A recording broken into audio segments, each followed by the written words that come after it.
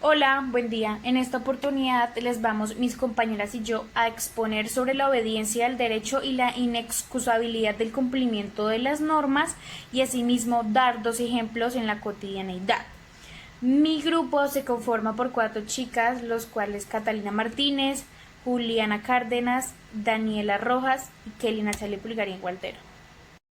Ok, para empezar, vamos a hablar sobre la obediencia al derecho, la cual es la obligación de obedecer al derecho y se manifiesta como una especie a la obligación política y en último término es la obligación moral. Asimismo, es una obligación selectiva, no es absoluta ni tampoco es universal y depende del derecho que sea justo. Asimismo, podemos decir que esto solo será posible si los ciudadanos se sienten obligados, y no solo jurídicamente, sino también podemos decir que se cumplan estas normas. Esa es y siempre será la condición más importante para hablar del Estado del Derecho y sobre este tema que es muy importante. Sin embargo, también el cumplimiento de las normas por parte de los ciudadanos nos extraña un acto de fe si los ciudadanos respetan las normas del país y pues de las ciudades de cada quien, que están estipuladas pues en la Constitución política. Es porque además de conocerlas y tener conocimiento y noción y saber la importancia que tienen las reglas, es cumplirlas. Y sabiendo asimismo que tienen un origen democrático y están orientadas y salvaguardadas a los derechos de los ciudadanos y que no están diseñadas simplemente por beneficio de los poderosos, sino también de nosotros, tampoco en beneficio de las autoridades. Asimismo, podemos concluir y recalcar lo que dije al principio, que es la obediencia y el derecho está ligado con la obligación política y con la legitimidad de los sistemas políticos y jurídicos que existen, pues en este caso en Colombia. Asimismo, podemos recalcar que las razones legales no son suficientes para obedecer al derecho porque no son como las morales. Sin embargo, las razones morales entienden que el derecho se obedece porque se considera que no es justo y emana las autoridades legítimas y los procedimientos democráticos. El derecho asimismo es una obra humana que debe ganarse en la obligación de ser obedecido por la jueza y sus normas. Gracias a esto nos podemos hacer la pregunta que si podemos o debemos obedecer el derecho. Y pues en lo personal considero que sí se debe obedecer el derecho, ya que gracias a esto podemos ser libres moralmente y también en el lado de la justicia. Como dije anteriormente, gracias a esto nos podemos hacer la pregunta si debemos obedecer al derecho. Quienes niegan esa existencia de deberes y deben propiamente tener una rápida respuesta. Para concluir, nos podemos hacer una pregunta, la cual dije anteriormente, es que si debemos cumplir el derecho. Esta pregunta está relacionada con la pregunta, ¿el derecho debe ser justo? Para responder a esto, se dice que el derecho no debe ser justo para ser derecho, pero sí debe ser justo para gozar de plena validez o fuerza obligatoria. Por lo cual podemos también responder a esta pregunta que si el bien eficar al derecho no dependería de la justicia, sino de la obediencia en sí. Gracias a este tema podemos desprendernos de la obligación jurídica, que es similar y está en la rama de este tema. Ok, si hablamos de la jurídica, podemos decir que tiene un carácter hipotético. Uno debe obedecer si no quiere asumir las consecuencias o no quiere sufrir las consecuencias que el legislador ha previsto y puede imponer en el caso del incumplimiento de la norma el deber ético. También podemos hablar que el poder ético posee un carácter muy necesario en ese sentido y también es un poder muy absoluto, que siempre está situado dentro del propio proceso histórico temporal o también de la interacción entre el sujeto individual y el sujeto social.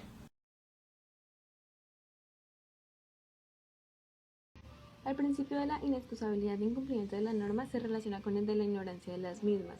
determinando una consecuencia generalizada en todos los ordenamientos, y que nuestra Constitución política tiene su expresión en el artículo 61, el cual menciona que la ignorancia de las leyes no las excusa de su cumplimiento. Además de esto, los efectos de las normas, pues el objeto de la norma es ordenar la vida en comunidad, cumpliendo por tanto una función de ordenación social. Es por ello que las normas deben ser observadas y aplicadas por sus destinatarios, es decir, ser eficaces. La eficacia de las normas puede ser obligatoria, sancionadora y constitutiva. Esto observando la clasificación del profesor Lazarte.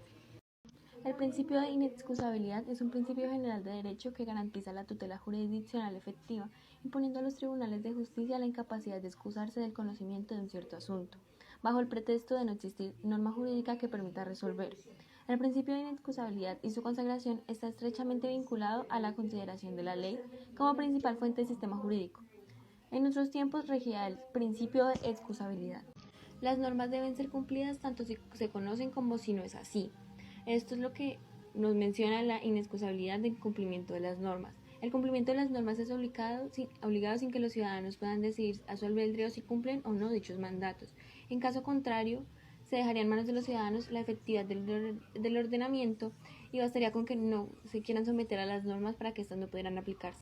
Los aspectos relativos al deber general de cumplimiento de las normas suelen identificarse teóricamente por los tratadistas mediante la expresión eficacia obligatoria de las normas, mientras que por su parte, la llamada eficacia sancionadora de las normas estaría referida al conjunto de medidas represivas previstas por ellas para los supuestos de incumplimiento.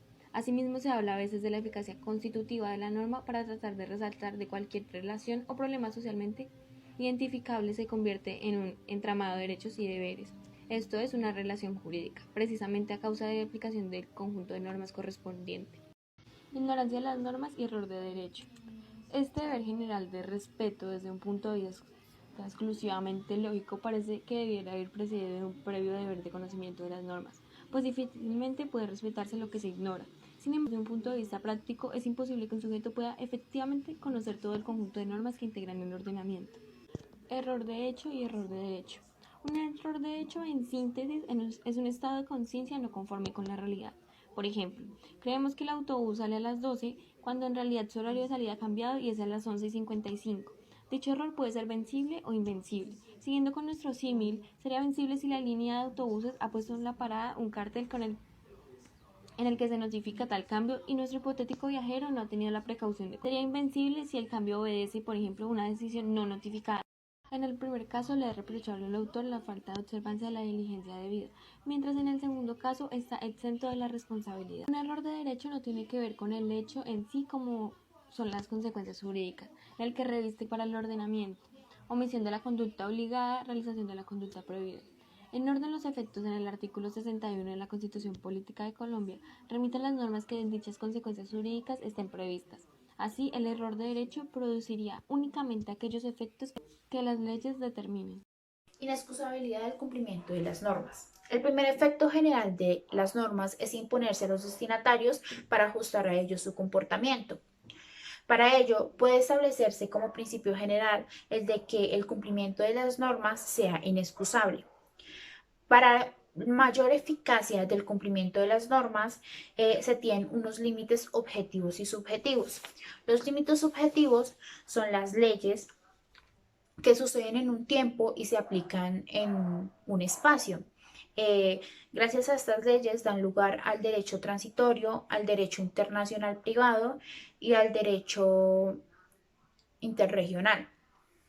Los límites subjetivos son tres: la ignorancia, la despensa y el error. La ignorancia, como todos sabemos, es la falta del conocimiento. Pues la ignorancia en este caso es el se relaciona con el principio de inexcusabilidad del cumplimiento de las normas, puesto que está la ignorancia de estas mismas. En nuestro Código Civil, en el artículo 6.1, nos hablan sobre que la ignorancia de las leyes no excusa su cumplimiento.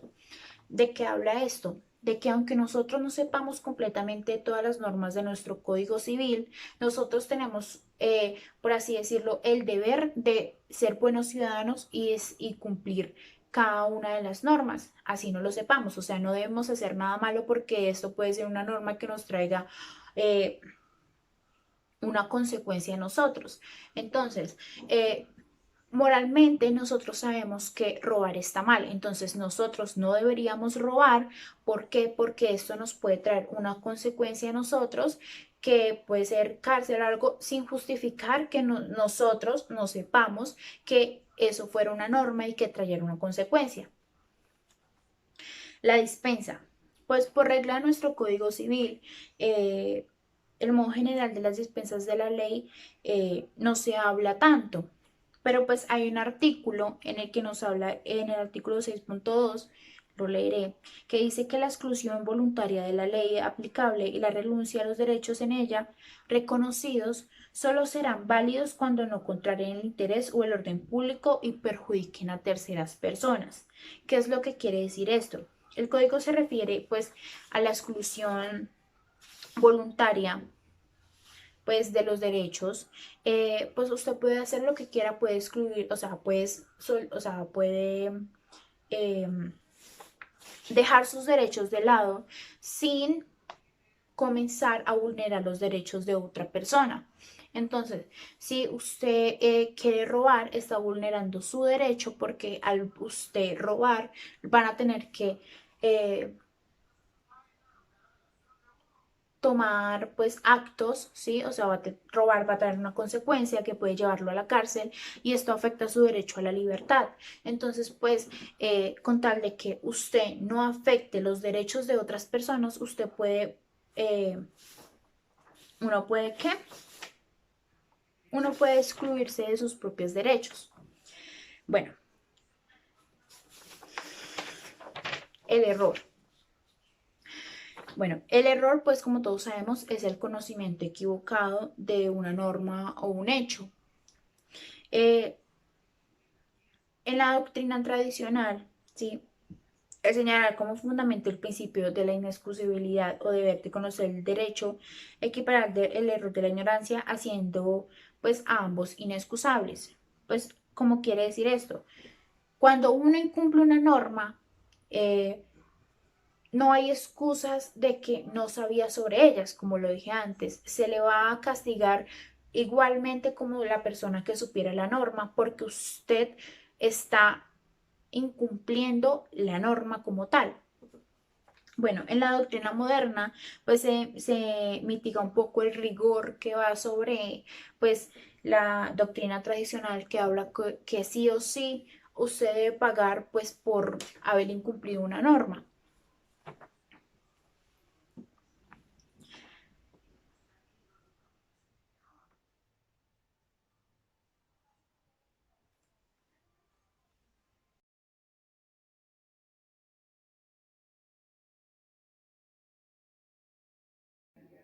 El derecho es un trabajo sin descanso, no solamente para los poderes públicos, sino que también para todo el pueblo, ya que en sí todo ser humano lleva y debe mantener sus derechos sobre la tierra.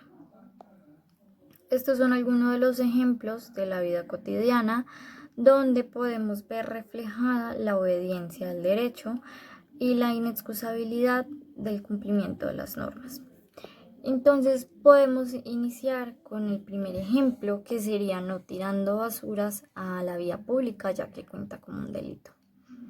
Robar, respetar el señalamiento de tránsito, no vender bebidas alcohólicas a menores de edad, respetar los límites de velocidad, no matar, la violación. Otro sería apropiarse de los inmuebles de otra persona, causar lesiones dolorosas también cuenta como una conducta penalizada. El fraude también lo vemos día a día y cuenta como un delito. El delito de introducirse a una propiedad particular, ya sea un terreno, una casa, sin permiso del dueño. Destruir el medio ambiente es un acto también ilegal. La pedofilia es una conducta delictiva. el secuestro es un delito muy grave.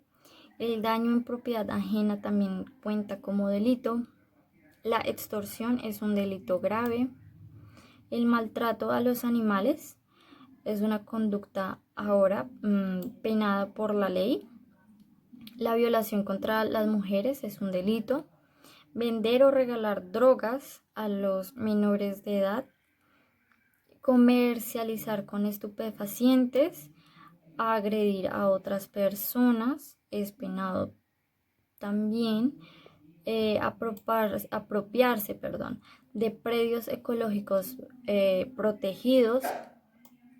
Comercializar con animales protegidos en peligro de extinción. Atropellar a una persona y huir del lugar. Traficar con sangre y órganos humanos. Robo de ganado ovino, vacuno y porcino, etcétera, etcétera, es un delito. Tener relaciones sexuales con menores de edad es algo ilícito. Ahí también entra la pedofilia. El acoso sexual, el acoso laboral es un acto delictivo.